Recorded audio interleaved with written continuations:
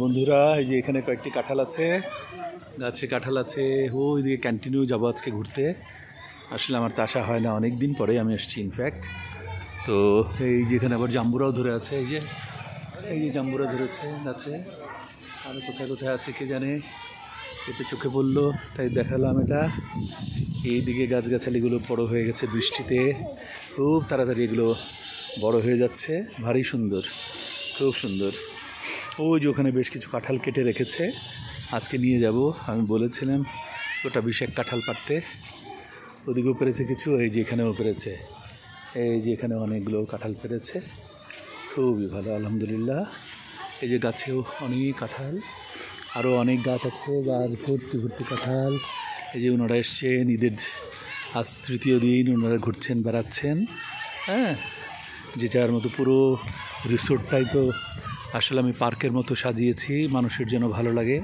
Very simple but একটু ব্যতিক্রমধর্মী, একটু simple but ব্যতিক্রমধর্মী করার চেষ্টা করেছি।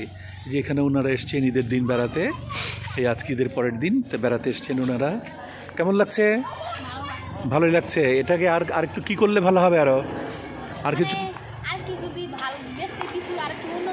আরও দেখার মতো কিছু যদি থাকতো তাহলে ভালো হতো। আচ্ছা, একটা উপদেশ পেলাম, ধন্যবাদ ধন্যবাদ।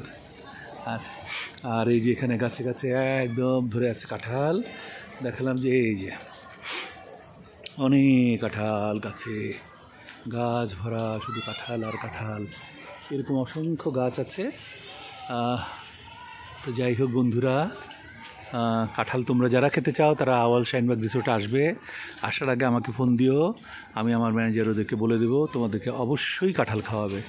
হ্যাঁ, অবশ্যই কাঁঠাল খাওয়াবে, এই ব্যাপারে আমি অ্যাসিওর করতে চাই। এটা আমি অ্যাসিওরেন্স করলাম, অ্যাসিওরেন্স দিলাম, শিওরিটি দিলাম। ওকে, আচ্ছা, সবাই ভালো থাকো, সুস্থ থাকো, আল্লাহ হাফিজ।